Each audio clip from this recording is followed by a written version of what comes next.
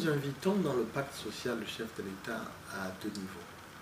Non seulement en ce qui concerne la maladie, parce que nos compatriotes fragiles sont aujourd'hui pris en charge et bénéficient des avantages extraordinaires. J'ai évoqué avec vous les évacuations sanitaires.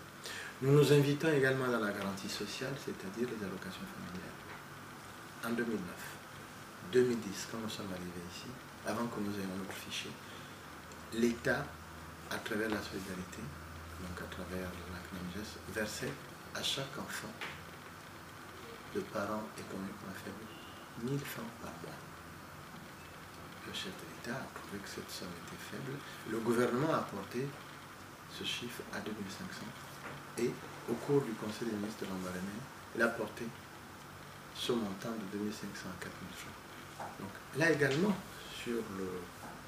dans le cadre de la redistribution des ressources, parce qu'il faut dire que les allocations familiales, les financements, c'est la solidarité nationale sur le gouvernement qui met en place une ligne budgétaire pour couvrir les allocations familiales. Et ces allocations familiales se chiffrent grosso modo à près de 9 milliards par an. Les 2 milliards, c'est pour couvrir les étudiants.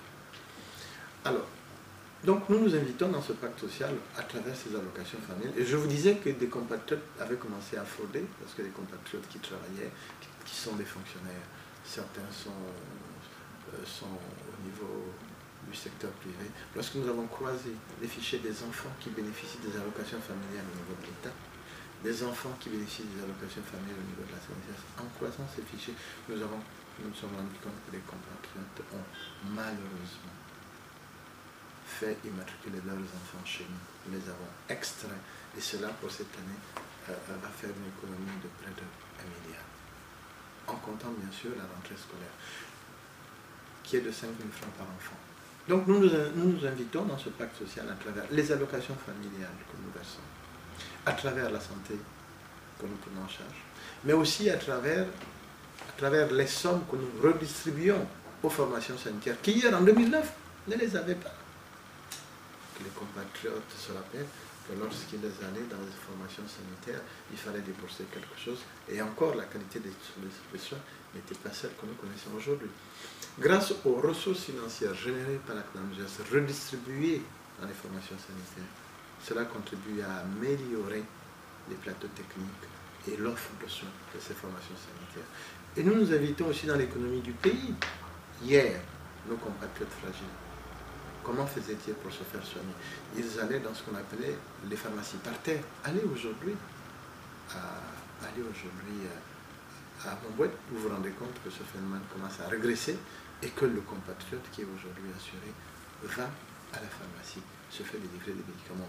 C'est vrai qu'il y a certaines pharmacies qui ne jouent pas franchement le jeu, mais aujourd'hui nous nous invitons dans cette économie en redistribuant, c'est près de 4 milliards qui a été redistribué au niveau des pharmacies et des centres de pharmacie à l'intérieur du pays. Donc, à différents niveaux, nous nous invitons dans ce pacte social la maladie, les allocations familiales, et sur le plan économique en redistribuant des recettes au niveau des hôpitaux et également au niveau des pharmacies. Nous nous invitons aussi dans l'économie du pays, indirectement, bien sûr.